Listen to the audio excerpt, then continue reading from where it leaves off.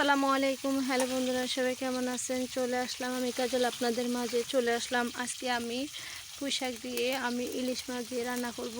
তো বন্ধুরা সবাই শুরু থেকে থাকবেন। আর দেখুন কি সুন্দর করে আমি পাতা দিয়ে রান্না করি। আমার এখানে পাতা দিয়ে রান্নাটা অনেক সুন্দর হয়। দেখুন এই শাকে এই যে দেখুন এইখানে এই যে আমাদের পুঁইশাক আলু দিয়ে আমি ইলিশ মাছ রান্না করব।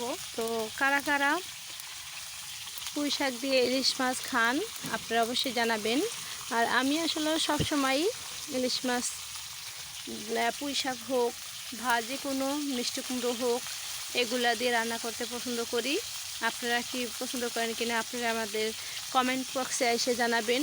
তো বন্ধুরা সব সময় বলি সবাই সবার সাথে থাকার চেষ্টা করবেন। কেউ দয়া করে উপরে ঢাকা দেবেন না, স্কিপ করবেন না, সব সময় দেখার চেষ্টা করবেন। আর মাটির চুলা রান্না পছন্দ কার কার, খেতে পছন্দ করেন? আমি মাটির চুলা রান্না সবসময় মাটির চুলায় রান্না করি। আর সবসময় আমি ওগুলা খেয়ে অভ্যস্ত।